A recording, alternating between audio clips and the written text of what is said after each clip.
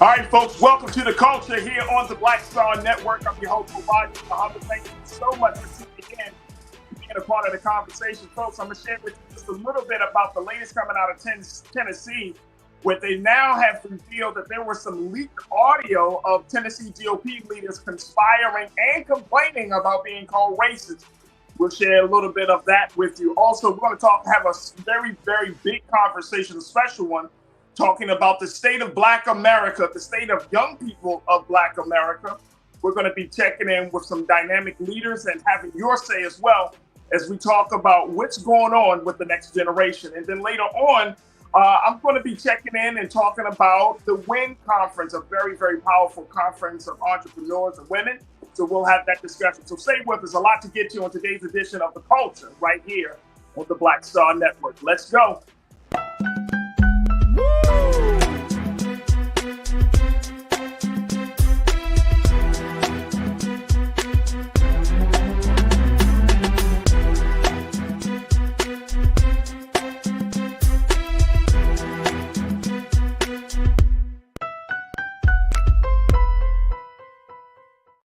All right, folks, welcome to the culture here on the Black Star Network. I'm your host, Farajii. Thank you so much for tuning in and being a part of the conversation. Folks, I want to just take a few moments in the beginning of the show to talk about another development in the case of the Tennessee Three, and more importantly, in the case of what's going on in the House down in the state of Tennessee and what's going on with Tennessee GOP leaders. There has been a leaked audio that has come out, folks, as a result of this situation of the expulsion of those two Black lawmakers, Representative Justin Jones and Representative Justin Pearson.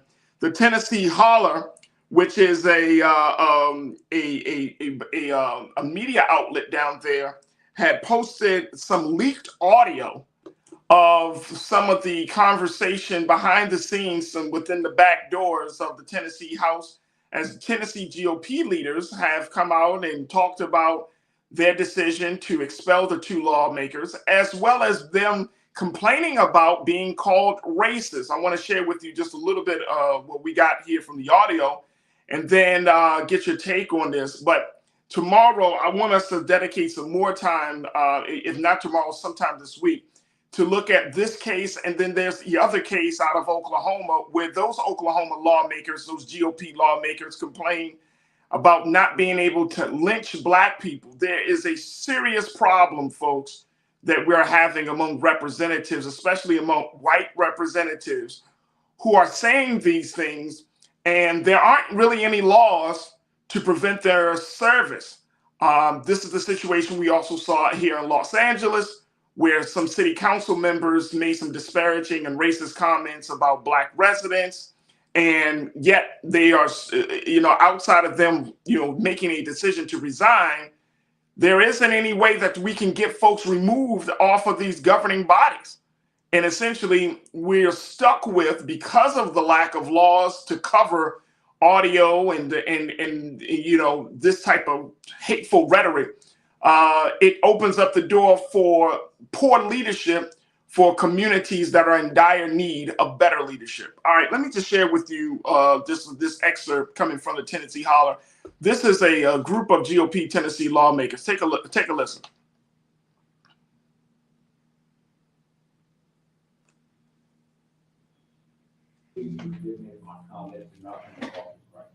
I think now, more than ever, everyone should recognize that Democrats are not our friends. I listened for the last 3 days to Democrats, Sam McKenzie, the Chisholm, Parkinson, trash us as racist. I've never had anybody call me a racist. And for the last 3 days, all I have heard from them is how this is the most racist place. One of these white supremacists. Good Lord, we have to realize they are not our friends. They can smile, man, that doesn't mean I can't be polite to them, but they are not our friends. They destroy the republic and the foundation of who we are, or we preserve it. That is the reality where we are right now. And if these last 3 days have not proven that, you need to find a new job. There has never been a more important time for us to be unified. There are 75 of us. Let them call everything of the names they're going to call. Then we need to move forward. We need to pass the gun bill. We need to pass the pronoun bill, wherever Mark is.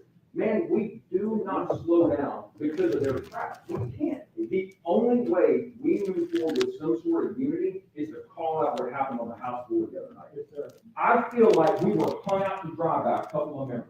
And Jody, I'm just gonna say it here because you signed the letter. You straight up came to me and said you were 100% where I was. And you went on the House floor and you did the opposite. Man, you hung us out to dry. And I like you personally. This is not personal. And if Brian Terry was here, I'd say the same thing to him. This would have been bad anyway, but good God, we brought the racism into it because you didn't stay with us. But I need to know, and I don't want to hear why there wasn't a preponderance of evidence and an attorney. I need to know why you flipped your vote at the last minute. You didn't let them know beforehand. Giving Johnny a 15-minute heads up doesn't cut it. And if Brian Terry was here, I want to hear from him too. I have to know. We're gonna keep the staff out. This is the place to say. I haven't lied to anybody, not one time. It pisses me off to suggest that I have, and some of my friends in here suggested that I lied, and that's bullcrap. I walked into that room to vote to expel all three of them, just like all y'all. And the letter that I sent to the speaker, it says exactly what it says. Throw the book at it. Everything you got. It doesn't say expulsion. It's not in there. But doesn't matter. I was ready. But hold on. I was ready. I was walking into that room ready to vote before we ever started on Jones. I got a list of questions from Johnny Garrett. Johnny says, you're on the list that the speaker has to ask questions. Sat there through Jones, made notes. I went to Johnny and said, Johnny, can I go off script? Johnny says, yeah, go for it. Speaker never called me. We voted. I hit the green vote because that's what I'm there for. Then we get into the floor again, and immediately the questions start coming up about the resolution. I know what she did. I know that she did break the rules, and I know that she deserves to be expelled. We got to do it right, and that wasn't right. While this is going on, Reader came to my desk and said, hey, you think we're doing good? I said, no, we haven't established the case. Gino's had 2 cracks at her, and the only thing he's established is that she stood at the well. That's it. Didn't fix any of the problems with the resolution. He didn't establish that she'd been here 10 years, 12 years, and knew the book better than others did. Why were we still in session? Because we're in between bills. Why did you get gavelled out of order? Because the speaker had to get order. It was disorderly conduct and caused chaos in this whole place. That line of questioning is exactly what I told the leader I needed to ask, because we don't have it right now. He didn't sit there and say, you need to vote yes anyway. He didn't whip my vote. He walked off. He didn't go to the speaker and tell the speaker to call on me. So if you're all going to come all at me and single me out, and only 3 of y'all call me this weekend to check on me, I'm going to defend myself. I told leadership what was going on. I told them I had problems. I had questions. I had a plan to fix it. When the question got called, I went to Johnny. I said, John, do we have the votes? He said, well, nobody else changes their vote. We should be fine. Why are you not going to vote yes? I explained it. And I went back to my desk. I sat there and had my internal debate on what to do. Then the bell rang. I'm concerned that I'm going to vote yes on a resolution that I know is wrong. We didn't establish that she did all that other stuff. All we established is she walked from there to there. As much as I hate to get John Ray any credit for anything, the smartest thing he said the whole season I've been up here. Darren Jernigan in the back of the room says, we can't vote on a resolution that's totally drafted. And he's right. Ignore that we were screwing it up and put my name on something that I knew that was going to be in the annals of history as being wrong. No different than some Democrat is going to be on a jury for Donald Trump.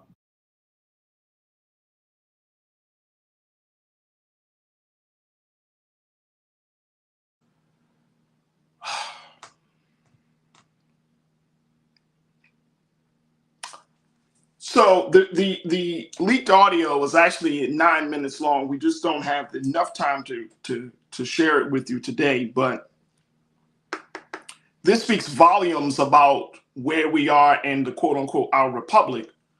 The voices that you heard were GOP leadership, Mr. Zachary, Mr. Barrett, Mr. Lamberth, Mr. Garrett, and Mr. Sapicki. And Zachary is the one that is doing a lot of the talking, saying, please forgive me if my comments do not come off Christ-like, do not come off as Christ-like.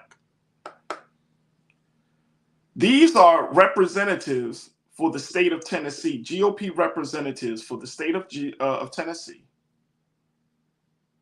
And these are the folks that have power. And they're talking like this, saying that they had to be racist if certain persons would go along complaining about racism. And folks, the unfortunate part about this whole thing is the simple fact that this is not an isolated incident.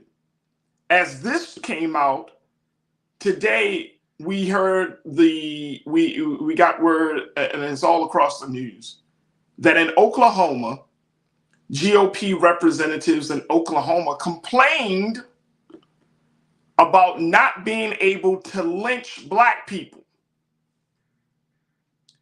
The Oklahoma governor, who is a Republican, Governor Stitt, has decided to call for the resignation of those individuals who were involved in this leaked audio. He has called for the Oklahoma Department of Investigation to investigate. The Sheriff's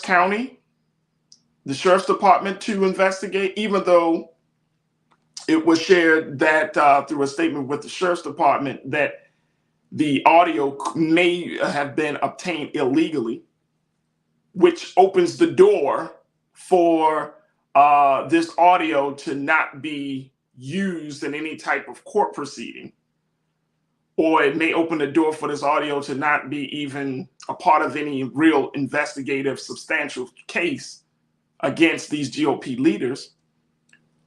And of course, like I mentioned earlier, the situation here in Los Angeles of those council people, those Latino council people who conspired on how they can hold on to power at the expense of Black residents, saying very disparaging words, tone, the whole nine, folks. This time and time again. And so there has to be something that needs to be done. Unfortunately, you cannot get fired from your job in a lot of these jurisdictions for just stating something, unless your statement leads to some illegal action or something happening. But if you express yourself, even as a elected official, it doesn't warrant you to be removed from office. And the case in Los Angeles, it said that, because even though these terms were disparaging and the tone and the whole rhetoric was just disheartening, one of the council persons, there were three that were involved in the situation. One is still on the council for Los Angeles City. So what are we looking at here? Again, we don't have a lot of time to go into it today, but I'm just kind of laying out the foundation of a larger discussion that needs to happen.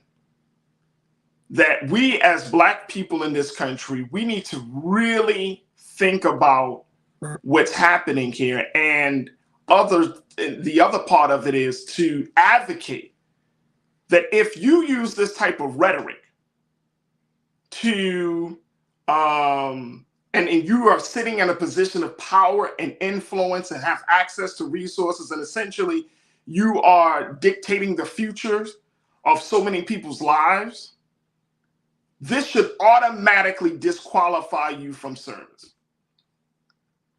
Automatically. So I'm just bringing that to our attention. God willing, later on this week, we will get further into the conversation. But this is what's happening in Tennessee. This is what's happening in Oklahoma. We heard about it in Los Angeles, and I'm sure other states across this country where this type of racism is happening around the country, behind closed doors, among leadership. And yet, Black people in particular are told to be faithful, to continue to support the system, to continue to hold fast. We will get those bad apples out, when this has been a part of the American political system for years. Smile in your face, talk behind your back, and do nothing for your interest.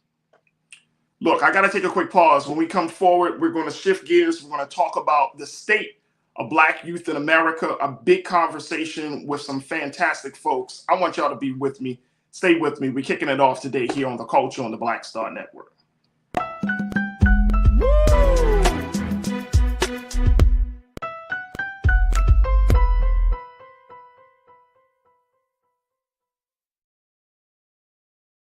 Don't you think it's time to get wealthy? I'm Deborah Owens, America's Wealth Coach, and my new show on the Black Star Network focuses on the things your financial advisor or bank isn't telling you. So watch Get Wealthy on the Black Star Network. We feel the hidden impacts of climate change that land harder in Black, Brown, and Native communities. Not many people talk about it because they clearly don't know our lives.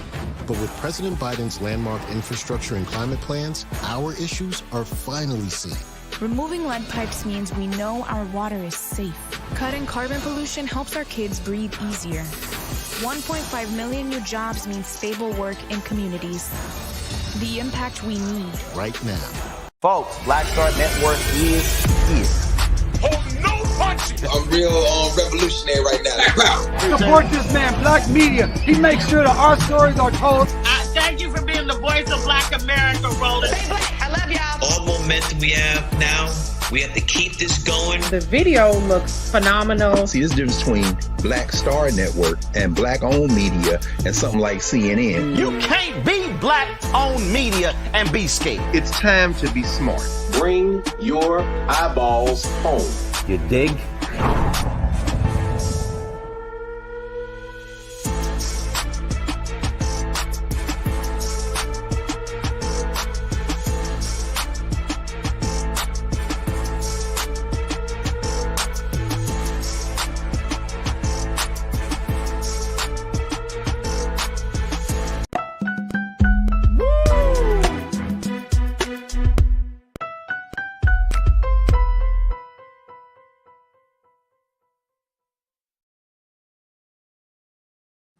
All right, folks, welcome back to The Culture here on the Black Star Network. Good to hear from you. Good to have you join us for the conversation. We're going to switch gears. Again, we're going to have a much more in-depth and larger conversation around the issue of poor leadership, racist leadership, and leaked audios. We're going to focus on that over these next couple of days, God willing, so we can get a better sense of how we should move forward from this situation. But now I wanted us to switch gears for us to have a much deeper conversation about what's going on with the state of Black youth here in this country. Yesterday, we talked about what was coming out of the National Urban League State of Black America, a report that they put out over the weekend, where they talked about democracy in peril. Well, today, I thought that it would be appropriate for us to have a deeper conversation about the generational challenges that we're facing right now. Because we can talk about democracy, we can certainly talk about what's happening around everything else. But let me just tell you what really is the key of all of this. What is going to be the key to the future? It's not going to be policy. It's not going to be candidates. The real key of the future are young people, is the youth. That's the key of the future, folks. If young people in this country, particularly Black youth, are not in a position of power, if they're not in a position where they can have access to resources and access to opportunities, if they're not in a position to create, if they're not in a position to express themselves, then what's going to be our future? Because we're not going to be around forever. We all know that. But we do know that we need to have some serious discussions about the investment into the next generation. And that's why we wanted to have this conversation today. And I'm so very happy to have these dynamic leaders joining me for the discussion as we talking about the state of Black youth in America. Let me first share a little bit about each one of these guests. We have been joined by Miss Alicia Lee, who serves as the president of the Baltimore Children and Youth Fund. Ms. Lee is going to give us some more details about the work of BCYF and the things that they're doing in my hometown of the great city of Baltimore. We're also joined by my brother, Dr. Marco Clark, who serves as the founder and CEO of the Richard Wright Schools. We've had a dynamic conversation with Dr. Clark before, and I'm very excited to have my brother back joining us for the conversation. And then we also have Pastor Dr. Roma Benjamin, who serves as the pastor and founder of the Roma J. Benjamin Ministries and Greater Faith Ministries. Listen to the folks that we got here, folks. We're going to talk about arts and culture. We're going to talk about education. We're going to talk about faith and spirituality. And I want to hear from you as we have these dynamic leaders joining me for this conversation about the state of Black youth in America. Join us as you post your comments on our YouTube chat, Facebook chat, as we're streaming live on Black Star Network, and of course on Amazon News, because we would certainly love to hear from you. All right, let me bring in my fantastic panelists for today. And I appreciate each and every one of you for joining us this afternoon. First, let me start with you, Alicia. Miss Lee, you work in my home city, Baltimore City, Baltimore right. Children. The best city in the country. The best city in the country. That's right. That's right. And let's I know talk a little bit about work here. Oh, absolutely. Absolutely. Let's talk about this, because the space that you come out of is the fine arts space, arts and culture, really looking at the other side, not talking about, performance, but more importantly, how to create artistic and creative opportunities for the next generation. But talk about the work of BCYF and what's and the impact that you guys are looking to make in Baltimore. Thank you so much. And thank you so much for letting me be here today. It's great to be with another Baltimorean, maybe a Ravens fan, maybe. Right. Oh, yeah, I'm a Ravens fan. Okay, good. Awesome. It's great to be here. Thank you for bringing up the fact that I'm an artist, because I think that's really important, because now I work in philanthropy, and those two things don't feel connected always, but they absolutely are. My work and my artistic work, my work as an educator has always been about liberatory practices for Black young people, for making space for them to create. Lucille Clifton reminds us that we can't imagine, we can't create what we can't imagine. And so for me, arts education is another vehicle to employ young people in the business of creating and making their imagination and their thoughts reality. And so in philanthropy, I feel like we're doing the same thing, right? We are just one tool that young people and the adults that engage with them can use, financial resource, and also knowledge and connection. We are just one tool that folks can use to create the city that they imagine. So BCYF, the Baltimore Children and Youth Fund, was created in 2015.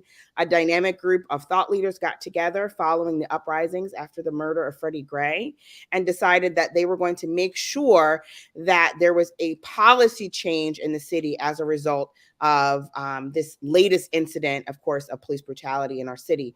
And so the Baltimore Children and Youth Fund was put to ballot throughout the city. 80% of our city voted to create the fund, making Baltimore a city that made a dynamic investment saying, we are all responsible. We're going to put our money where our mouth is. We are all responsible for the safety and well-being of our children. And so here we are now many years later, and we are an organization that invests in programs in the city that are community accountable and youth specific.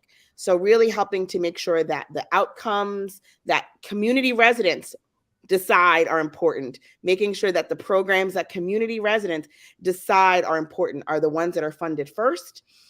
Thinking about the folks, when we think about risk and return on investment, we think about the folks who have taken the most risk by placing their bodies and in some cases their time, right, at the forefront of making sure that young people have access to programs, reading, math, dance, singing, chess, whatever excites a young person's imagination. Yeah.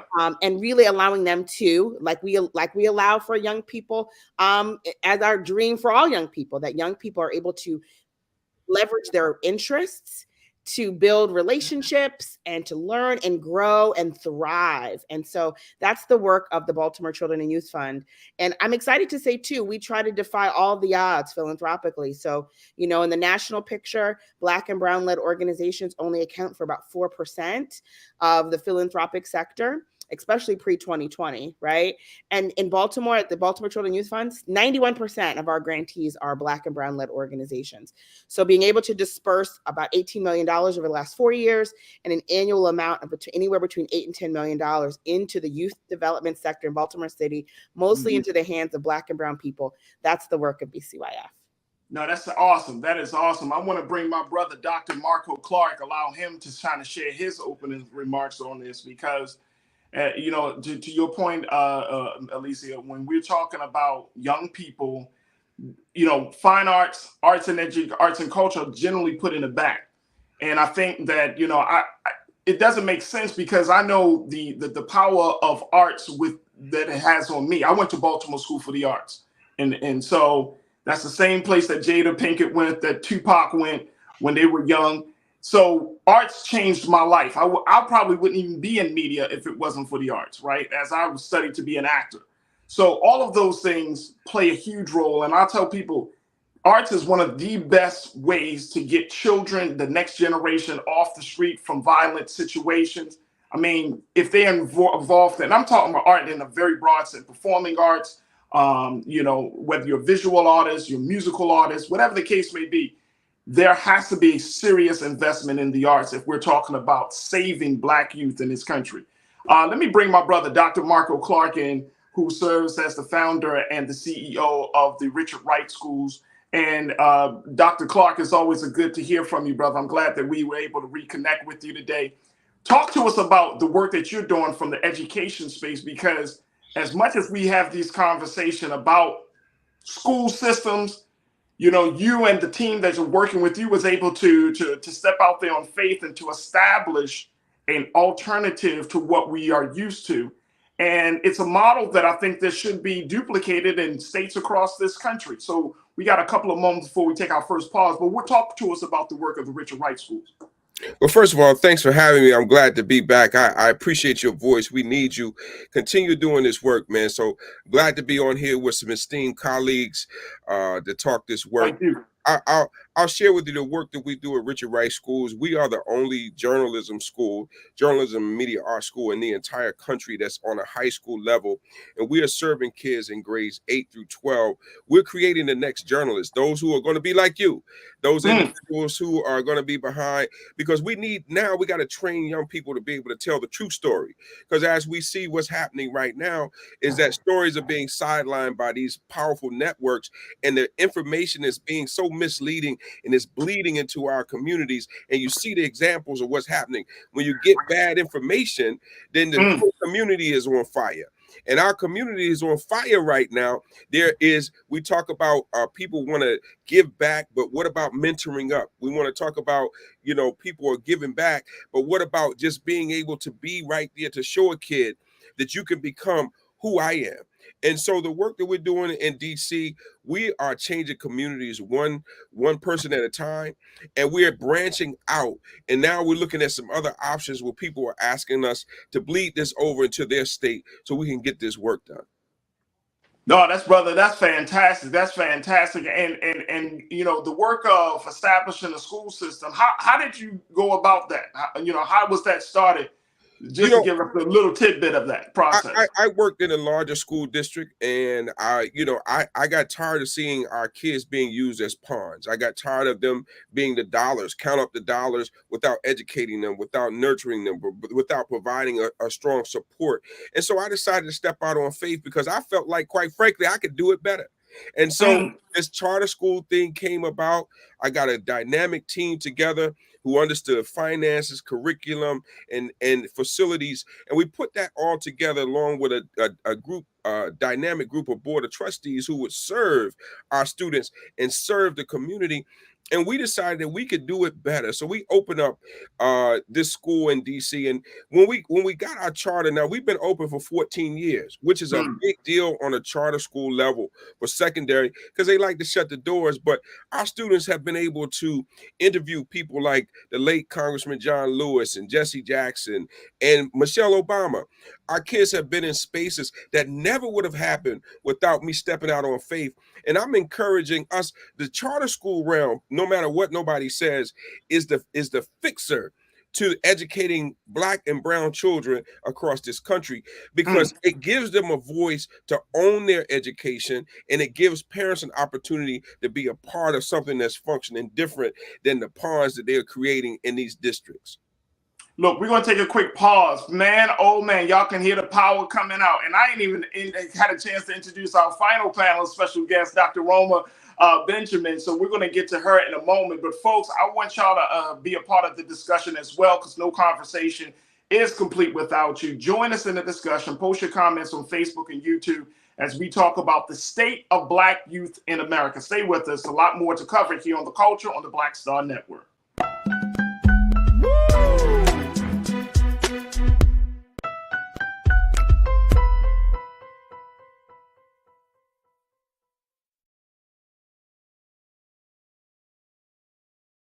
Folks, Black Star Network is here. Hold no punches. I'm real revolutionary right now. Support this man, Black media. He makes sure that our stories are told. Thank you for being the voice of Black America, Roland. I love y'all. All momentum we have now, we have to keep this going. The video looks phenomenal. See, this difference between Black Star Network and Black-owned media and something like CNN. You can't be Black-owned media and be scared. It's time to be smart. Bring your eyeballs home. You dig? Pull up a chair. Take your seat. The Black Table with me, Dr. Greg Carr, here on the Black Star Network. Every week, we'll take a deeper dive into the world we're living in. Join the conversation only on the Black Star Network. Hi, I'm Dr. Jackie Hood Martin, and I have a question for you. Ever feel as if your life is teetering and the weight and pressure of the world is consistently on your shoulders? Well, let me tell you, living a balanced life isn't easy. Join me each Tuesday on Black Star Network for A Balanced Life with Dr. Jackie. We're all impacted by the culture, whether we know it or not. From politics to music and entertainment, it's a huge part of our lives, and we're going to talk about it every day right here on The Culture with me, Farajii Muhammad, only on the Black Star Network. I'm Deborah Owens, America's Wealth Coach, and my new show, Get Wealthy, focuses on the things that your financial advisor and bank isn't telling you, but you absolutely need to know. So watch Get Wealthy on the Black Star Network.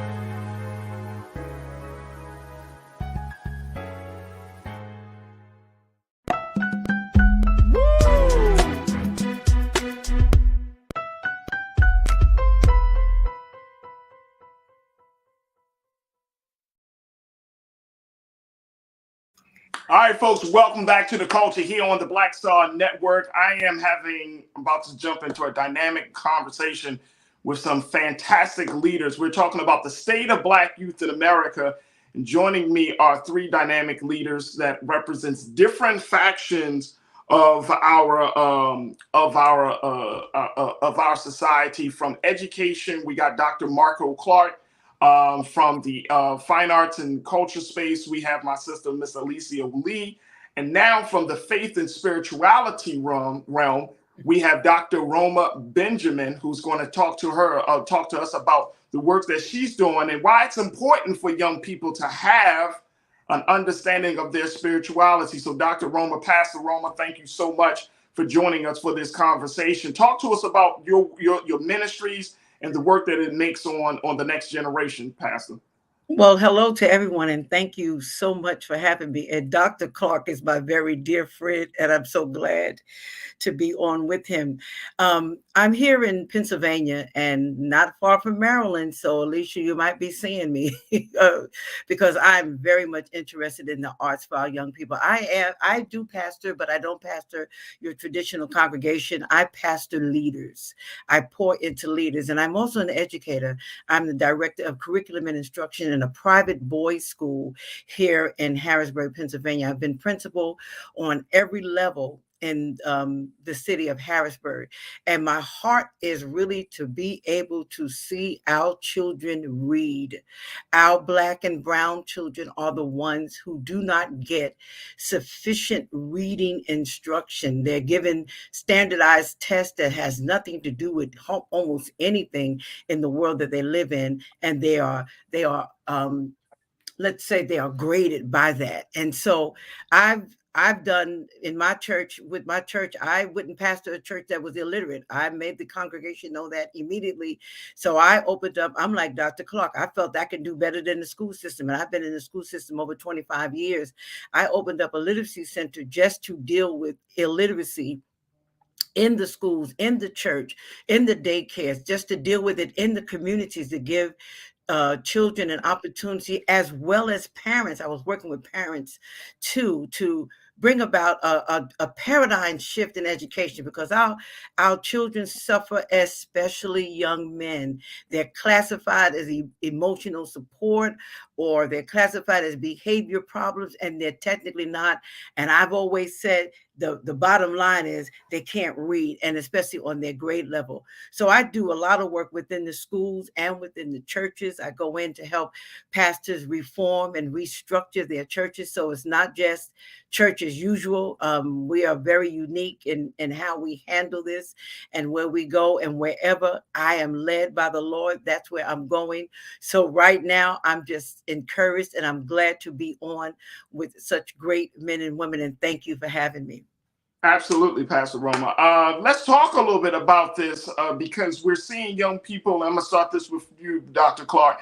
We see so many stories, and we've been seeing a number of stories about young people being in a state of dysfunction, and you know, especially in the school system. I mean, I'm recalling that there have been the attitudes about public schools has changed dramatically, especially among Black folks in this country.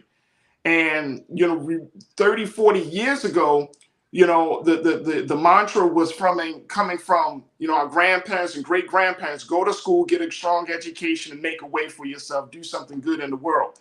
But that doesn't seem to be the case nowadays. It seems like the idea of going to school and, more importantly, making an impact on the world seems to have been diminished by so many different things. And I want to kind of get your take on, you know, do you think that we have the proper attitude right now to take education seriously? Or is it just because the educational system has essentially failed us because it's not producing, it's not speaking to who we are as, not just as Black people, but who we are as human beings, to cultivate us to the point to get us ready for what the future may hold for us? Wow, man, let me tell you, I got so much to say. We're in a state of dysfunctionality, and it starts at home. A lot of folks like to blame the schools and the school system, but the parent is the first teacher. The parent was the first teacher, and you know, parents got to get in the game. You know, our kids are running wild, and I hate to say that, but we got to tell the truth about our Black and brown children. Many of them are running wild because they do not have the support at home. Parents are complaining, fighting. There's a rise of parents threatening teachers and administrators. There's a rise of where teachers are feeling unsafe to walk to their cars. They're unsafe to take these cell phones that are diminishing with social media. Everything is working against us. That's why education is not being taken away as serious as it should be. I wrote a book, and it got criticized several years ago, called Parents, Where Are You? The Kids Are Out of Control. Well, all of that is coming to fruition now. But we're seeing that the kids are running meetings. When you have a meeting with certain parents, the kids can come in for a conference with the parent, but they're actually having the conference with you. We are going to have to start putting some onus on it. The politicians don't want to say it because they need the parents to vote, but we got to hold them accountable for this. You got this philanthropy groups that are giving money to education. They're pouring money in. During the COVID, we saw millions of dollars go into education, and yet we're seeing an outcome that is not paying exactly what we saw pour into it. It's time for us to really take a stance with that. You're going to lose the educators who have been trained, those who were with the school to do this. And the reason they're not stepping in is not because they don't have the desire. They're not stepping in because of the other ills that will create issues for them. And they're saying, hey, why should I have to fight with, literally fight with a parent or be cursed out by a parent when all I'm trying to do is to do what I got educated to do, and that's help the Black community, help Black and brown children. We have got to make a culture shift to work through this. Now, there are some great parents out there, and let me not cast an aspersion on every parent, because I have some dynamic parents, but we need more. And there's not going to be enough educators like Dr. Clark and Dr. Roma to be able to take on this particular situation. It's important for us to get in the game. It's crazy because we're seeing more stories. You know, I'm thinking about the 6-year-old that shot at the teacher. I'm thinking about, you know, out here in LA, we just had a major strike that shut down schools, some of the LA public schools, for 3 days because of the support staff felt like they're not getting paid enough. We already know that conversation as it relates to the primary providers, such as teachers, saying that they're not getting paid enough. And as much as Dr. Clark, as much as we say that children are the future, we sure don't give a lot of investment to those who are responsible for shaping that future. We don't put a lot of money into that, into their pockets. And I'm not even talking about, you don't need to spend millions of dollars, you know, paying teachers like we do ball players. But I'm talking about livable wages, brother, that aren't being spent. And I want to get your take on that. And then we got to take a quick pause. But then I wanted my sister Alicia to talk about that as well in terms of that level of investment. But we don't pay teachers enough. Yeah. And to put up with the BS of parents and students. We do not pay them enough. And I'll say in the District of Columbia, we have teachers and educators who cannot live in DC. They cannot live there because they can't afford to live there. We expect them to spend hours upon hours, but we don't give them the living wage that we need to actually make it happen. And this is not just DC. This is across the country that we're not looking at the fact that educators are responsible for every career. And so if you don't invest in the individuals who are going to take on every career, then that means you're going to have poor doctors, bad police, bad EMT, bad construction workers, bad everything. So what does our future look like if you don't want to invest? And if we don't have parents who are holding children accountable for being in the house at 9 o'clock when you're 12? If we don't have lawmakers who are pushing and saying, hey, this cannot happen, get your behind in, parents. I'm going to hold you responsible. We got to get some living wages out there. Listen, everybody's going to run from education. We saw during the pandemic, when there are no educators, parents didn't want to support those kids at home. And we saw what the country went into, a crisis when you don't have educators working. Schools are fundamentally important. Our society can't function without us. And I don't know why somebody in that political realm hasn't said we need to pay our educators the way they deserve to be paid. Absolutely. All right, we got to take a quick pause. When we come forward, Lisa, I want to get your take on that. Of course, Dr. Roma, I want to get your take as an educator. And folks, I want to hear from you. Crew, join us in the conversation. Post your comments, crew, post your thoughts, and let's continue to have the robust conversation about the state of Black youth in America right here on The Culture on the Black Star Network.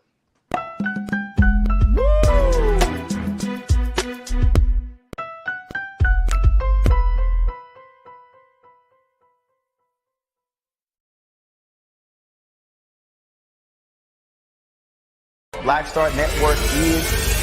Oh, no punch! I'm real revolutionary right now. Thank you for being the voice of Black America. All momentum we have now, we have to keep this going. The video looks phenomenal. See, there's a difference between Black Star Network and Black-owned media and something like CNN. You can't be Black-owned media and be scared. It's time to be smart. Bring your eyeballs home. You dig? When you talk about blackness and what happens in Black culture, you're about covering these things that matter to us, speaking to our issues and concerns. This is a genuine people-powered movement. There's a lot of stuff that we're not getting. You get it, and you spread the word. We wish to plead our own cause. Too long have others spoken for us. We cannot tell our own story if we can't pay for it. This is about covering us. Invest in Black-owned media. Your dollars matter. We don't have to keep asking them to cover our stuff. So please support us in what we do, folks. We want to hit 2,000 people, $50 this month, raise $100,000. We're behind 100,000, so we want to hit that. Y'all money makes this possible. Check some money orders. Go to P.O. Box 57196, Washington, D.C. 20037-0196. The Cash App is $RM Unfiltered. PayPal is R Martin Unfiltered. Venmo is RM Unfiltered. Zelle is Roland at RolandSMartin.com.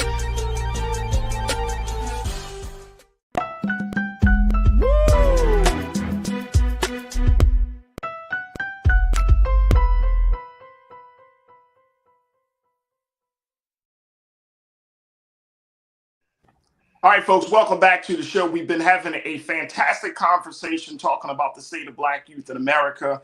We've been joined by some dynamic leaders. I'm joined by Miss Elisa Lee, who serves as the president of the Baltimore City Children and Youth Fund. I'm also joined by Dr. Marco Clark, who serves as the founder and CEO of the Richard Wright Schools. And I'm also joined by Dr. Roma Benjamin, who is the founder of Roma J. Benjamin Ministries and Greater Faith Ministries. Folks, join us in the conversation. Post your thoughts, as we would love to hear what you have to say about the state of Black youth in America. I want to bring my panelists back in.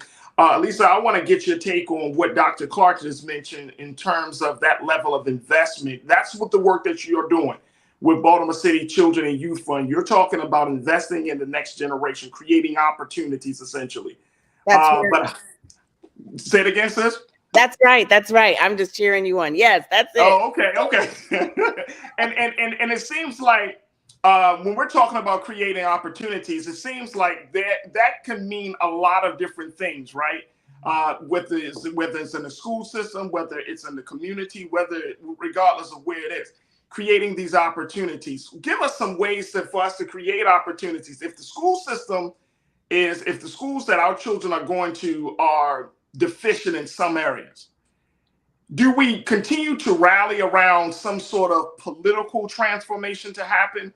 Or do we start to move away from that old model and say we need to come up with a more community-oriented, culturally relevant form of investment for these children? Because I feel like we keep running this type of little wheel, right? When we have these big conversations, people's like, oh, all we got to do is show up at the board meetings. All we got to do is show up at the PTA meeting. This is like, let's not act as if Black folks aren't involved in their community. Right. Yes, Black people are very civically engaged. We all know that.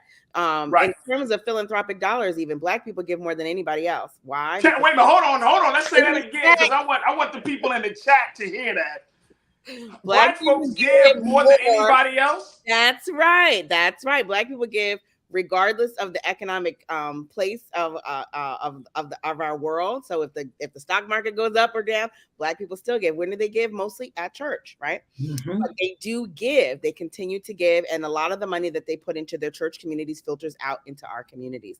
So Black people are givers. We know that because we're Black, but that's part of the way that we engage in the work. We give to each other. We sustain each other. Mutual aid comes from Black and Indigenous tradition. So philanthropy, American version of philanthropy, where basically wealthy people are hoarding their resources and doling them out in small doses to keep us placated, is not the kind of work that's going to move us forward. So this is really looking at the ways that Black and Indigenous people for all time have always made sure to pool and share resources to disperse to people who need it the most. I want to say, I'm so happy to hear about our conversation about education. I'm a career educator. I was an arts educator. And coming here to the fund, I left the State Department of Education, where I was the policymaker for arts ed. And what I can say with beyond a shadow of a doubt is, and you're talking about undervalued teachers, administrators, undervalued. And there's a blame game that happens too, right? We get into the space and we see that our children are hurting. I'm going to call on the research of my colleague, Larry Simmons, his Nobody Asked Me campaign, where he sat down with Baltimore City students and asked them for the first question about their experience growing up in Baltimore City, their experience as Baltimore City students. And the term that they have pulled from that research is that students report they are living in a sense of mundane terror. Say it again. What's the term? I want us to put that into our vocabulary now. Everyone needs to capture this. This is from the lips of young people. Mundane terror. They have become accustomed to living with in a high alert way, but it's become the typical way that they're used to being engaged with.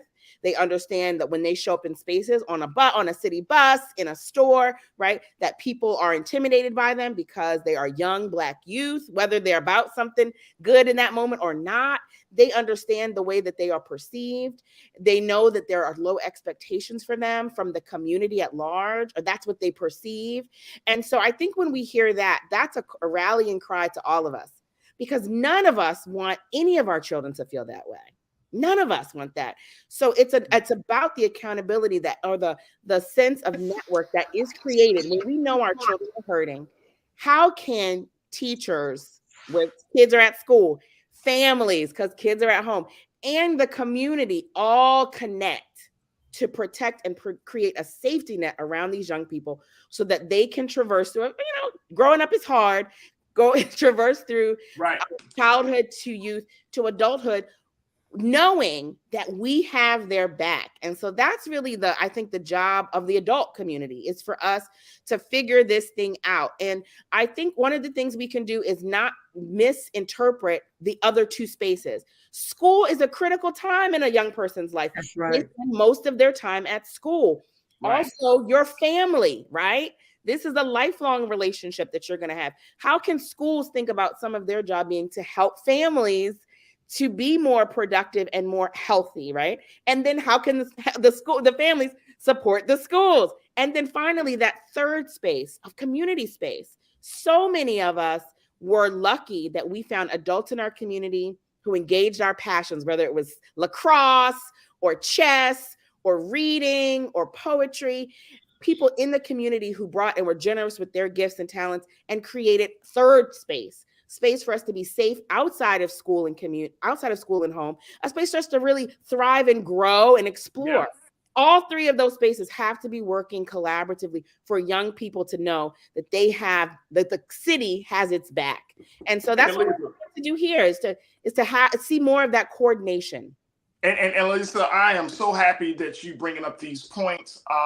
Let me get a couple of comments from our online culture crew. Folks are checking in. Janelle, thank you as always for you checking in. You said we need to focus on getting the biggest amount of buy-in for our agenda, and that will take a coalition of people, not just Black people. You're absolutely right. And I want us to speak to, and I'm so happy that Elisa made this point in terms of understanding the eco space, Pastor Roma, that young people are operating in, that they have to go from school to home to community. And those are the three pillars of growth and development. These are the spaces that determine what type of human being that young person will grow up to be. The school space, the home space, and the neighborhood that they're growing up, the community that they're a part of. But we all know, and I want to get your take on this before we take our next pause, there's something that's been broken. There's something that's been broken. And if we also include the church and the faith space, right? These four pillars into what makes a community successful for developing and cultivating powerful young people of excellence. And if we can identify those four things as being the quote unquote ideals of what the environment we want young people to grow up in, then we can start to look back and ask ourselves the question: in every single community where Black folks are present, do you have a church? Is the school support? Is the school strong? Are the homes strong? Is there a sense of community within that? But something seems to be broken, Pastor. Talk to me about that. And and I really appreciate what Elisa just said, because a large part of the problem is some of the churches, the most segregated day of the month is Sunday. And our churches are so separate. We go in so many different directions because we're trying to be more doctrinal instead of more human. We want to demand and dictate how a person lives instead of understanding these children. First of all, will come to school. Some of them are they're the mother and father at home. They don't have a mother and father at home on a regular basis. So they're having to take care of the younger brother and sister. I had a student come in and we asked him what was his work. And when they brought him to me, I said, "Where's your work?" And he said, "It's on the table." I said, "Okay, we're going to call your mother." He said, "Well, my mother's a liar." So what do you do when a child looks at you? So we said, "So you say," he said, "Yes, my mother lies." And so when we spoke to the mother, she didn't know where the work was. He was not telling a lie. He was literally telling the truth. There was no support at home. So when we try to bring in the church and we try to bring in pastors, pastors got to be a little bit more open because everybody's not going to join your church, but you have to have the door open. Everybody is not going to believe the way you believe, the way you preach, the way you lead, but you still have to have the doors open. Some doors are just open to feed the poor and to clothe, but there's more to feeding. There's more to clothing. And if we recognize, I wish pastors would get up and go into schools on a regular basis. How about they just come and walk down the halls and look at the children that go to their Bible studies?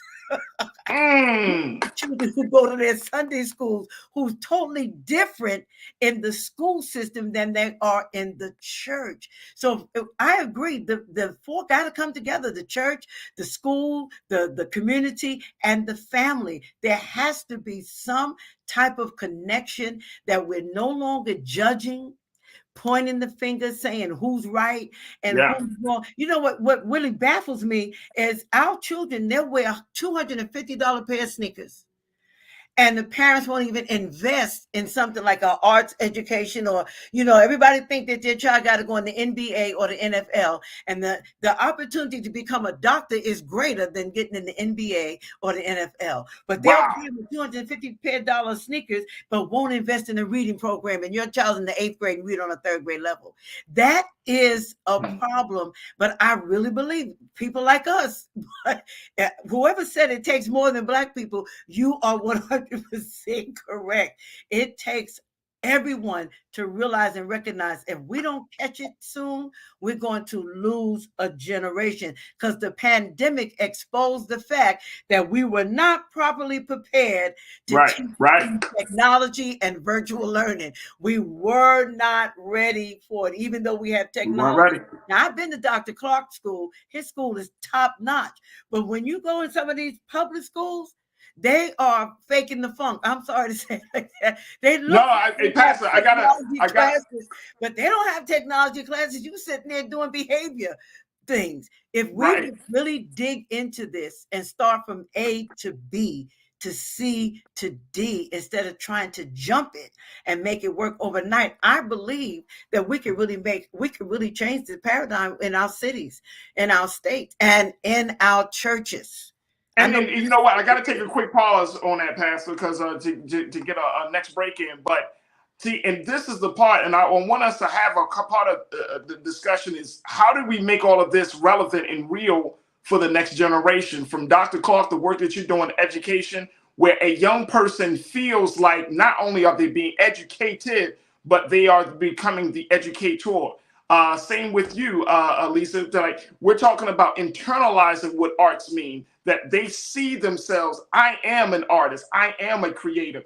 And the same with you, Pastor, like for a young person to have a God consciousness, to have a spirituality, right? Because like you mentioned before, you were kind of teaching the doctoral style, but not really cultivating in Islam, they call it the Tawa, the God consciousness of an individual, so that a child can turn that on or tap into that part of themselves, that when they're out among their friends, they can make solid decisions without being told, is it right or wrong? But they have a consciousness that is already rooted in something good and something necessary for them to survive out in the world. I want to talk a little bit about that. And of course, folks, we want to get more of your comments as we talk about the state of Black youth in America right here on The Culture, here on the Black Star Network. Stay with us.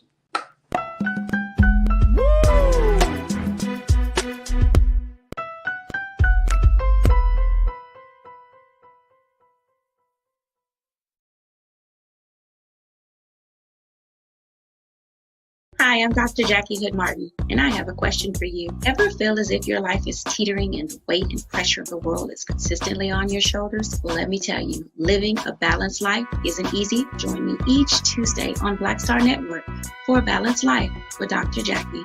We'll laugh together, cry together, pull ourselves together, and cheer each other on. So join me for new shows each Tuesday on Black Star Network, A Balanced Life with Dr. Jackie.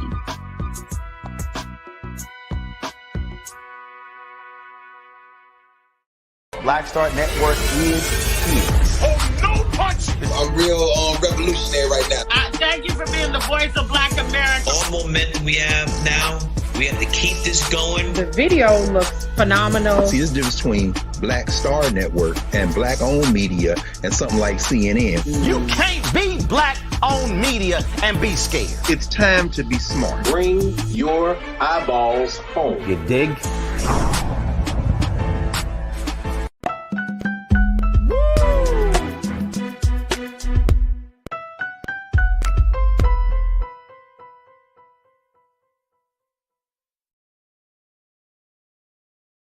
All right, folks. Welcome back to the culture here on the Black Star Network. I'm so happy to have my fantastic panelists as we've had a very big special conversation talking about the state of Black America, Black youth in America. Dr. Marco Clark, Miss Alicia Lee, and Pastor Roma Benjamin are all joining us as we have this conversation. And folks, I want to hear directly from you, my online culture crew, because so many of you are right in this spaces. I know that many of you are educators, many of you are working in the faith space, many of you are working in the art space, many of you are doing community development work. You're right there. So I hope that what's being said and what's being shared resonates with you, and more importantly, is inspiring us to keep the ball rolling. And I think, you know, Elisa, that's one of the big things about these conversations. I want to bring each one of you back into the discussion.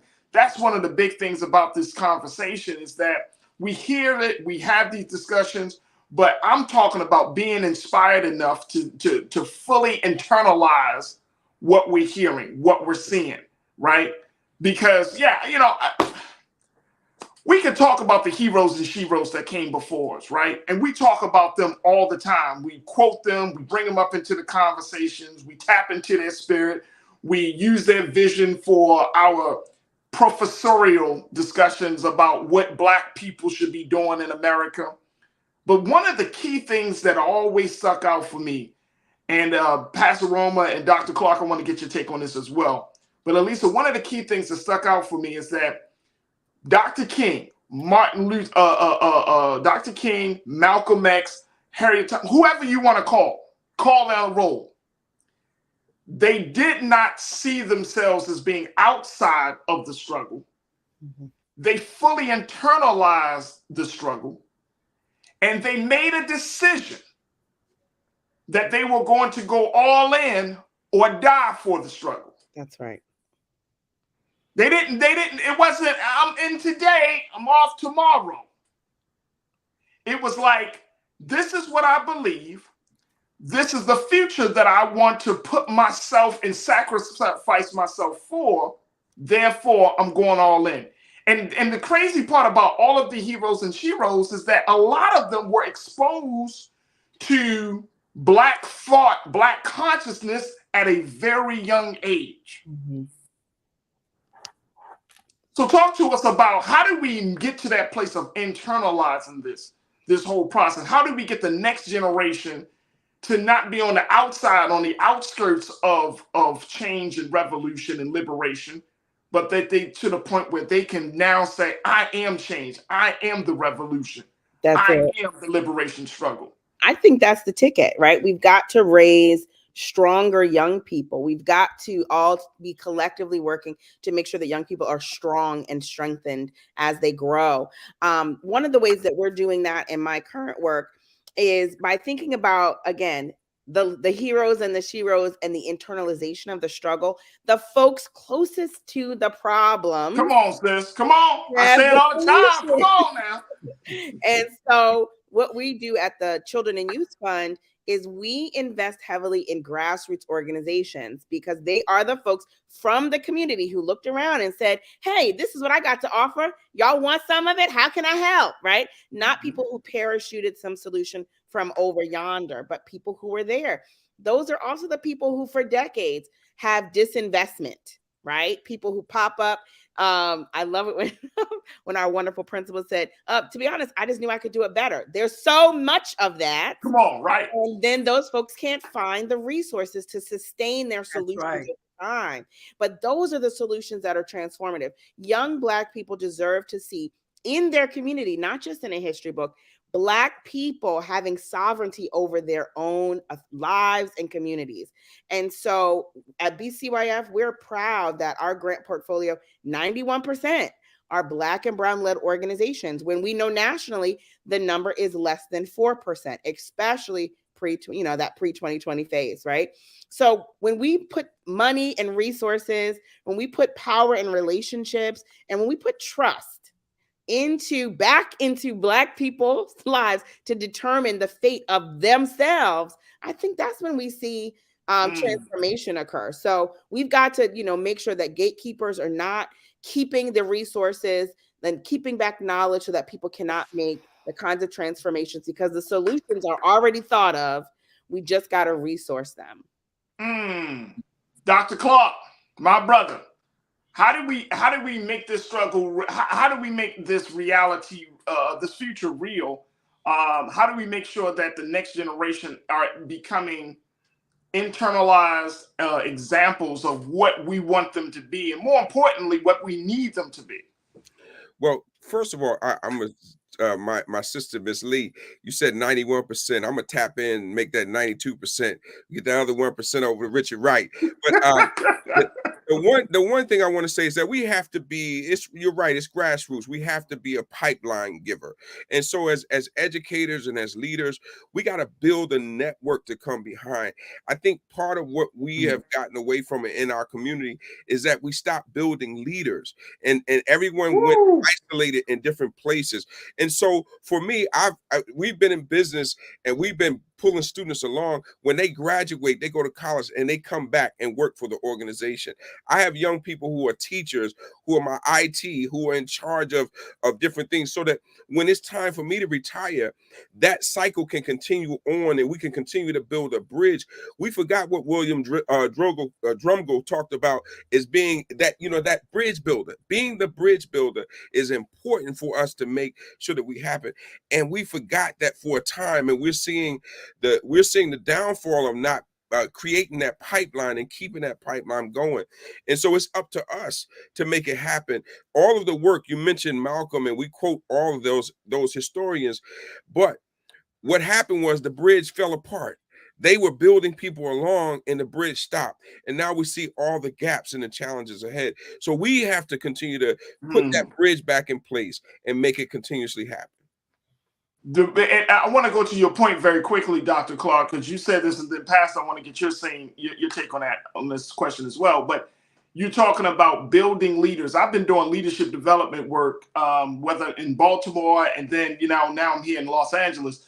But building leaders seem to be one of those things, like a enigmatic process, right? Like when it comes to we know we build leaders in business. We know we can build leaders in politics. But I'm talking about building leaders that serve human beings outside of those spaces, outside of those realms. And what's the part of the process, or what is the things that we need to have in place to build community leaders and to make sure that people understand that just because you're a community leader doesn't mean that you are a second-rate leader. If you could bring people together in a community, that's you right, could damn sure do some stuff in some of the more structured spaces. Yes. Well, I think that as we build leaders, right, as we mentioned, it's grassroots. So you're on the ground. I'm on the ground in DC. I'm around. The community leaders, we come together. We have our monthly forums. We're continuously building an alliance around all of the work that needs to be done. We are identifying issues that's creating crisis in our schools, in our communities, in crime, and how do we get this bringing job readiness and all of this stuff together through an alliance.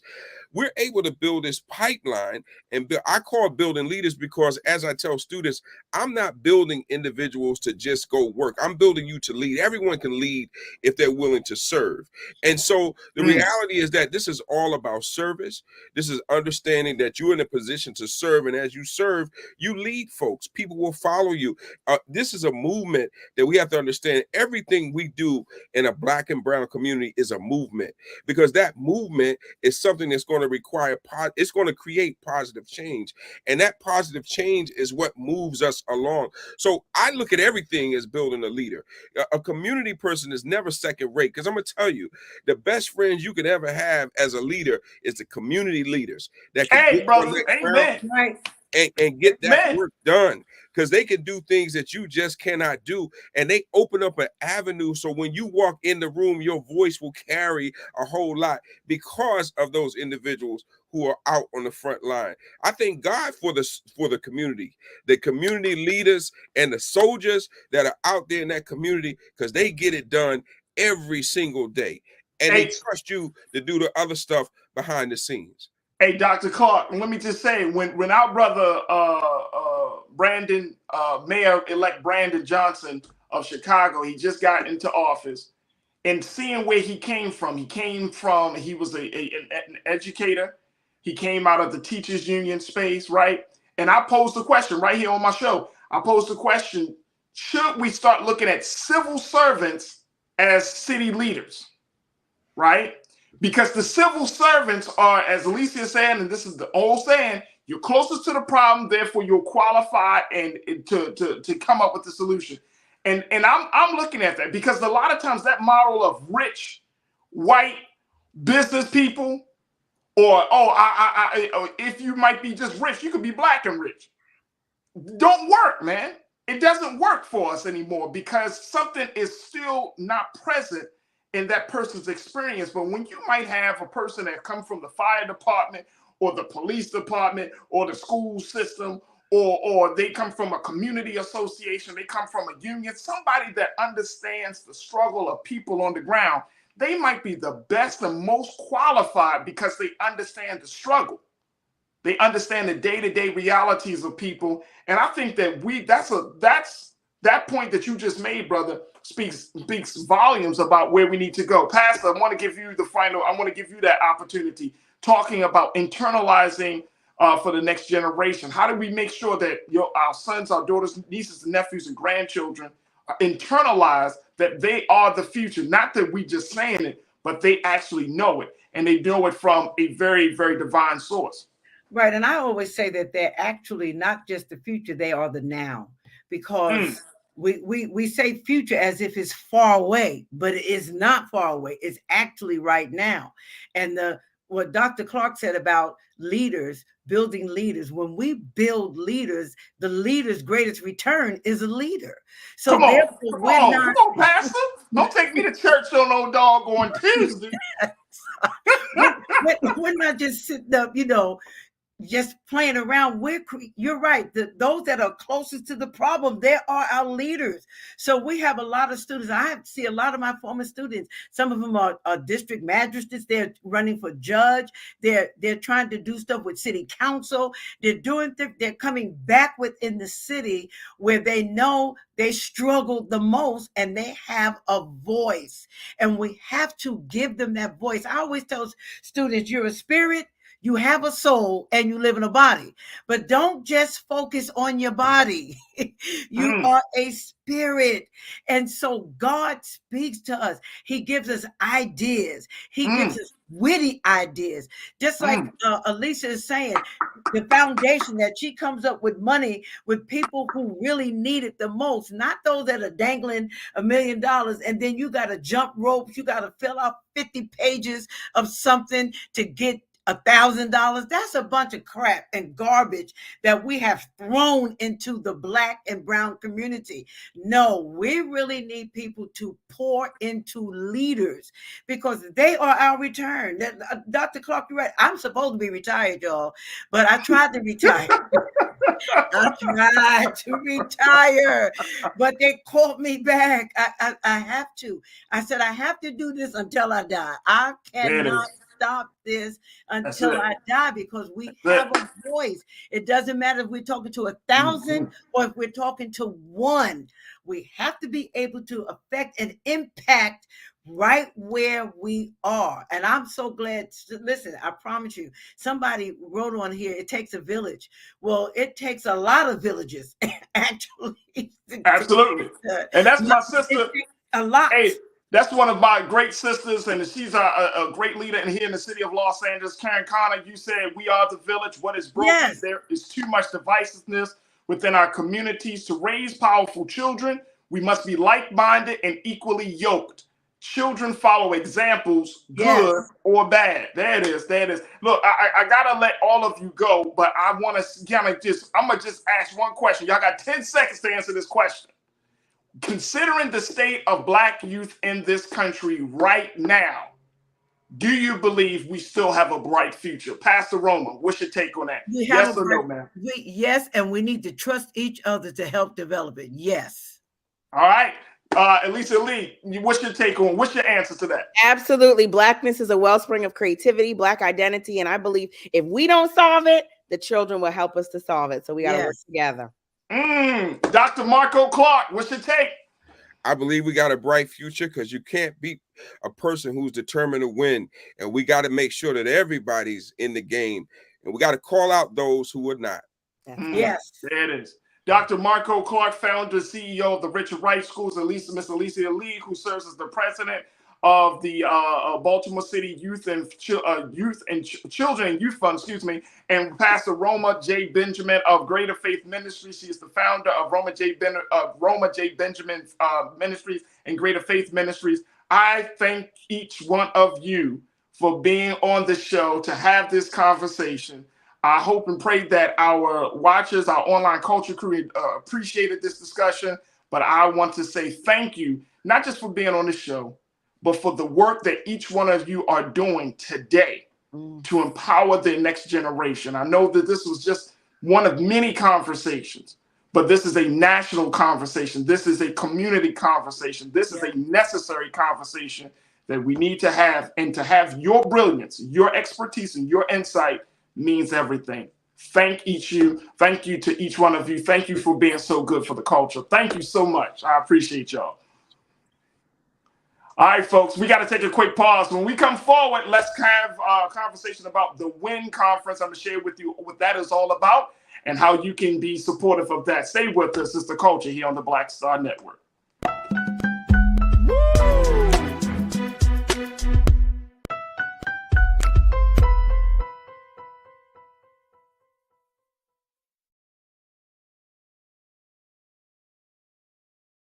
Folks, Black Star Network is here. Hold no punches. I'm real revolutionary right now. Support this man, Black Media. He makes sure that our stories are told. Thank you for being the voice of Black America, Roland. I love y'all. All momentum we have now, we have to keep this going. The video looks phenomenal. See, this difference between Black Star Network and Black-owned media and something like CNN. You can't be Black-owned media and be scared. It's time to be smart. Bring your eyeballs home. You dig? Pull up a chair. Take your seat. The Black Tape with me, Dr. Greg Carr, here on the Black Star Network. Every week, we'll take a deeper dive into the world we're living in. Join the conversation only on the Black Star Network.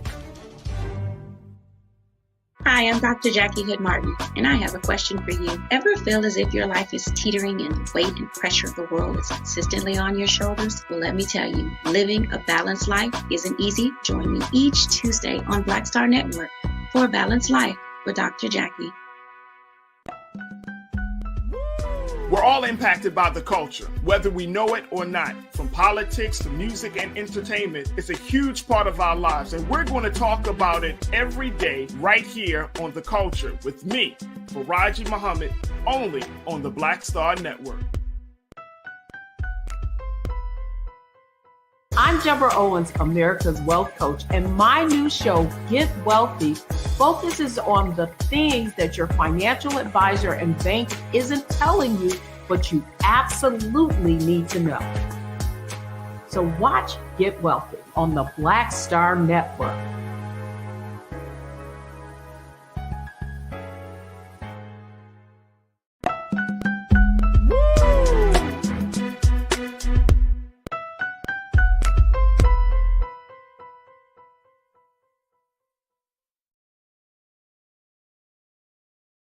All right, folks, welcome back to the culture here on the Black Star Network. What a fantastic conversation that we had talking about the state of Black youth in America. And folks, tell your friends and family about the work we're doing here on the culture, bringing folks together, bringing voices together, having these very important and relevant discussions. Definitely tell them to check us out on the Black Star Network on our website at blackstarnetwork.com. And of course, so share the information and just continue to support us, man. This is exactly the type of discussions and, more importantly, the exactly type of platform that we need in this day and time. So again, go to blackstarnetwork.com. We're streaming on all social media platforms and, of course, on Amazon News. So big shout out to all of those who have been supportive of us thus far. Folks, for our final discussion, I want to talk about the WIN conference. Really, it's the WIN network. And this is a network that is focused on bringing together change makers to advance intergenerational health and well-being and equity. And they're having a 4-day conference that will be happening, the WIN Week 2023, Springing Forward to Long-Term Change. Here to talk to us about the work of the WIN network and what this 4-day conference will be all about is Dr. Soumava Saha, who serves as the primary spokesperson for this dynamic gathering. Dr. Saha, thank you so much for joining us here on The Culture on the Black Star Network. How are you today? I'm great. It's wonderful to be with you again. And Absolutely. It was so good to hear the discussion before. Oh, absolutely. So glad to be connected to you once again. And let's talk a little bit about the WIN Network's 4-day conference, talking about intergenerational health and wellness and equity. This is big. And you're bringing some big folks together, some big change makers together. First and foremost, before we talk about the details of the conference itself, I want us to, just briefly discuss from your vantage point, Doc, what you're saying here in the cultural space of how we're having these conversations about health and wellness and equity, especially coming out of COVID. Now we're in an age where, I've been reading stuff from about insurance issues to issues about the medical system being, people are looking for healthcare to be changed and calling for a reform of the healthcare industry. I mean, we're in a very, very interesting time right now where people are starting to, I would say, for lack of a better word, starting to revolt against these long-standing institutions that have been serving as governors of our lives for so long, whose word we have always trusted. But now there seems to be some pushback on that. Are you seeing the same thing, Doc?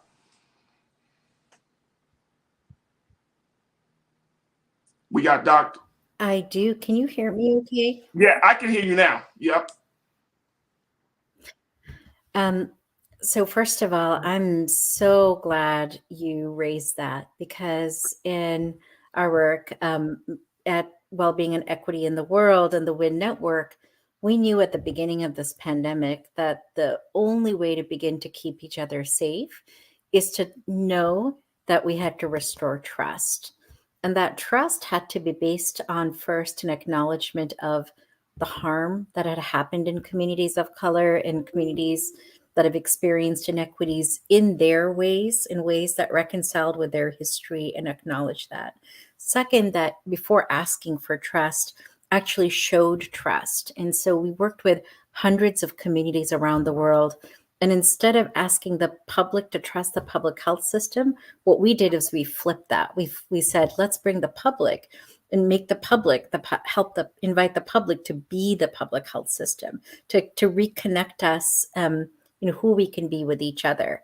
And so the gathering that's coming together for WIN Week this time is communities across the country that's made up of youth and Black barbers and people who have been working to artists, activists, and health professionals, everyone coming together to say, we've been doing our part to mitigate the impact of the pandemic, and that's not enough, because what all of us have cared about for decades and have worked on for decades is to heal the underlying conditions that lead to health inequities. And that if we can't begin by really understanding what's happening in people's lives and in the lives of our communities and reconciling with that, if we can't be honest about those things, we can't ask for trust.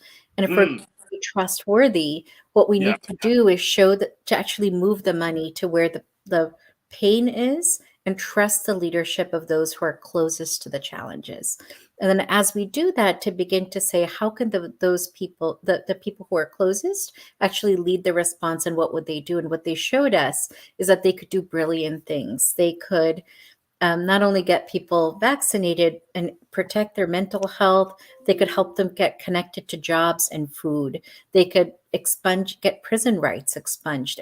Prison records expunged, even as they connected with what they needed for housing and rental assistance and policy change. And so this gathering is sense making across hundreds of communities, all the way from the grassroots all the way to the grass tops, including federal leaders that are working across departments to say, how can we be connected on the ground, all the way to what major institutions need to do, to what federal departments need to do, to build a movement that is able to actually change the system. And some people would say, Doc, that the movement really shouldn't be about changing the system, but maybe possibly setting up an alternative. Now, the healthcare system is huge in this country. It brings in a lot of money. It has a lot of people that work within the system. What's your take on that? Should we start to entertain an idea of an alternative healthcare, especially in light of what we're seeing in other countries around the globe?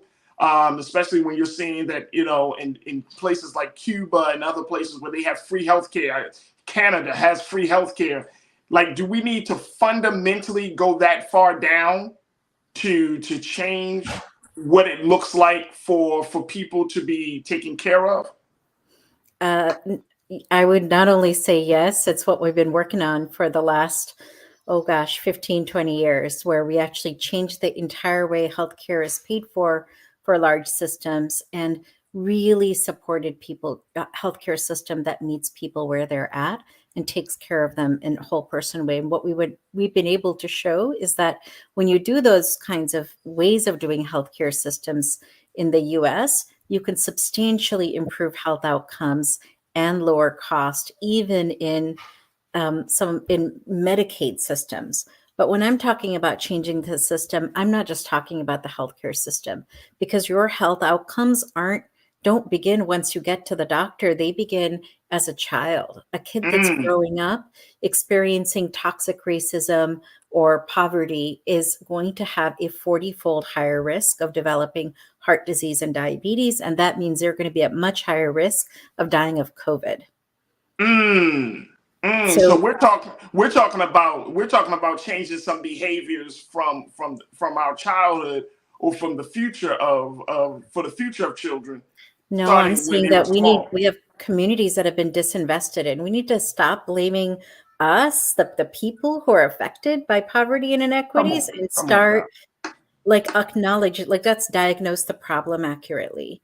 That's not what's diseased, is actually our structures and systems that are set up for some people and places it's not everyone, not reproducibly, to be set up to fail in terms of their health, in terms of their life, and in terms of their well-being. And that's why this gathering it's not a conference where experts are speaking to each other. It's about communities talking together, strategizing together, and say, if we really want to get rid if we really care about what the vaccination is, it's not just the COVID shot or a flu shot or something else. What we need is to invest in our belonging to each other, in our civic muscle, to actually change the system so that it protects all of us to be well. so that So it restores extraction from communities of color and other rural communities, indigenous communities that have been experiencing that extraction for generations.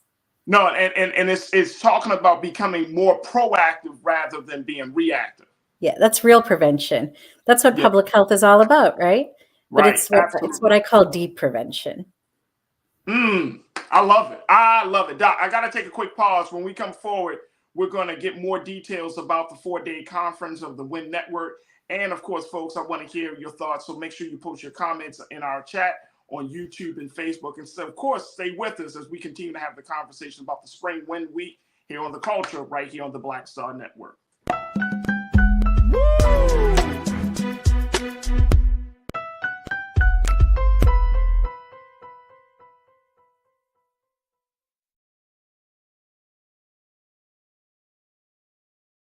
Black Star Network is here. Oh, no punch! I'm real revolutionary right now. Thank you for being the voice of Black America. All momentum we have now, we have to keep this going. The video looks phenomenal. See, this difference between Black Star Network and black-owned media and something like CNN. You can't be black-owned media and be scared. It's time to be smart. Bring your eyeballs home. You dig? When you talk about blackness and what happens in black culture, we're about covering these things that matter to us, speaking to our issues and concerns. This is a genuine people-powered movement. There's a lot of stuff that we're not getting. You get it, and you spread the word. We wish to plead our own cause. Too long have others spoken for us. We cannot tell our own story if we can't pay for it. This is about covering us. Invest in black-owned media. Your dollars matter. We don't have to keep asking them to cover our stuff. So please support us in what we do, folks. We want to hit 2,000 people, $50 this month, raise $100,000. We're behind 100,000, so we want to hit that. Y'all money makes this possible.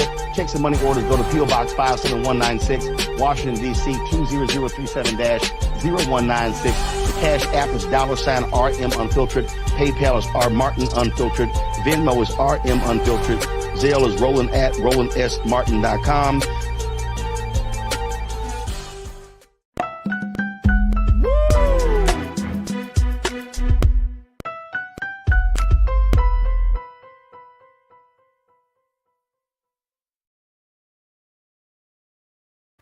All right, folks, welcome back to the show. We've been checking in with Dr. Soumava Saha, who serves as the primary spokesperson for the WIN Network. And this network will be hosting a 4-day conference that's focused on intergenerational health, well-being, and equity. And they're not just having conversations among doctors and service providers, but they're having conversations with community members, community leaders, as well as industry leaders to redefine and reimagine what healthcare looks like for us in this country. And I want to bring the doctor back in. Doc, we got a few moments left, but I want to give you a chance to talk about what folks can expect at these 4 days. The host community is Spartanburg, South Carolina. Is that correct? That's right.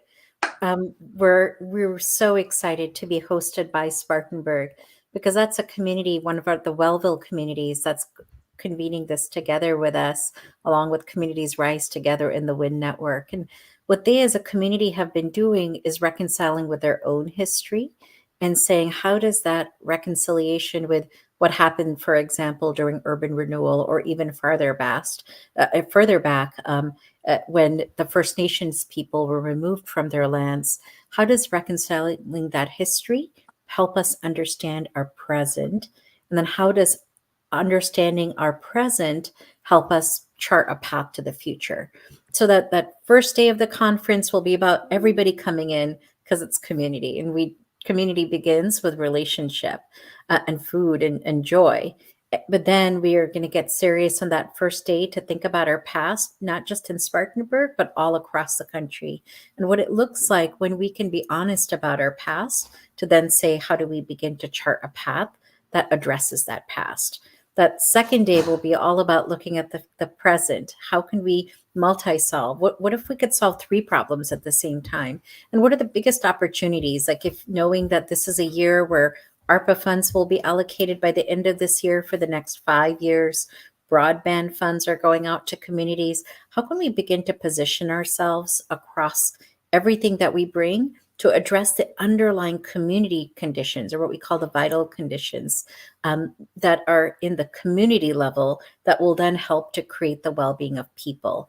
And then on the last day, it's all about how do we chart a path and build toward long-term change by building a grassroots to grass tops movement, one that's multiracial, multisectoral, and truly connects, intergenerational, and truly connects all the way from the grassroots community member to the federal leader to do business in a different way.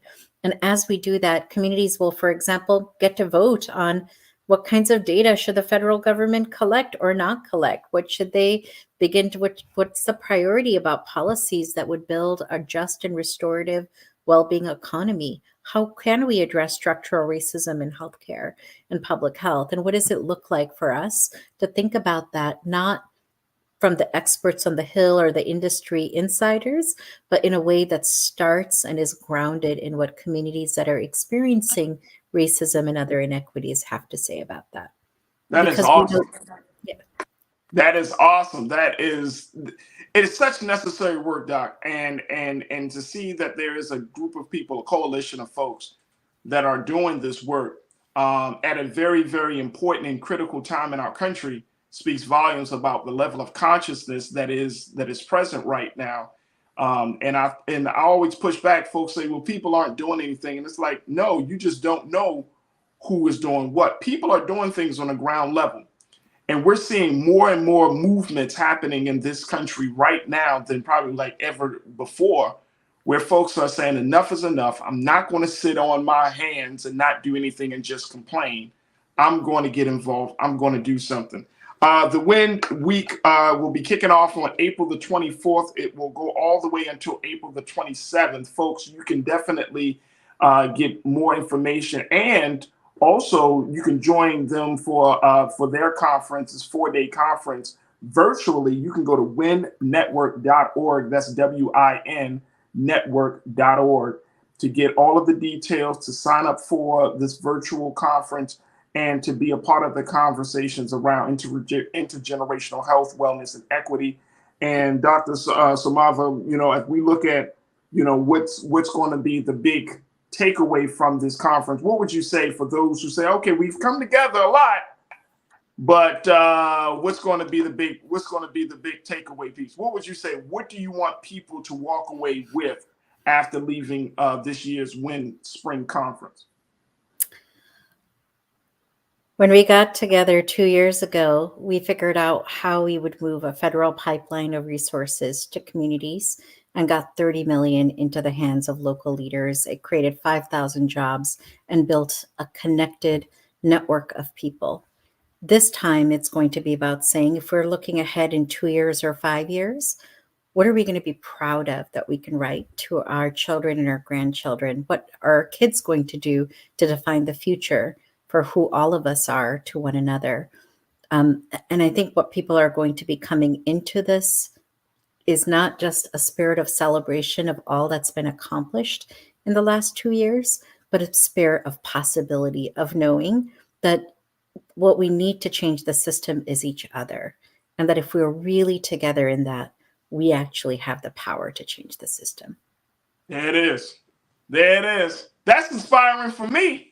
You just inspired me. You added to the conversation that we just had before you. So there it is right there, Doc. So I appreciate you.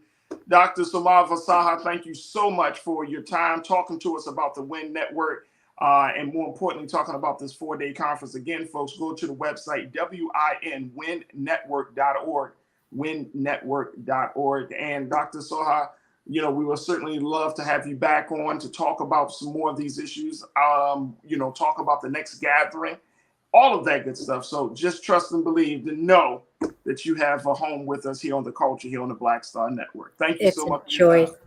It's a joy to be with you. Oh, fantastic. Fantastic. Thank you for coming in. All right, folks, that's going to do it for us. I hope and pray that you really enjoyed that. Did you? Big shout out to my crew. Yes, the conversation is happening right now. Make sure y'all do your due diligence and continue to support us, man. because these are the discussions that we are having each and every day. Go to blackstarnetwork.com. That's our website, blackstarnetwork.com. Download the app for free. I downloaded it on my phone for free. And more importantly, share the content. Let people know. Also, make sure you subscribe to Roland Martin on YouTube and on Facebook and on social media, because especially on YouTube, when he goes live, it's so much different content. It's not just him as one person, but it's him as a network, him as a representative of a group of people that are doing fantastic work in this country. So make sure y'all tune in to Roland Martin's YouTube channel as well. All right, that's going to do it for us. Oh, make sure you follow us on Black Star Network on social media. Follow me. I can be found at The Real Farajii on Instagram and Farajii on Twitter. I would love to connect with you as we build this community. Okay, that's it.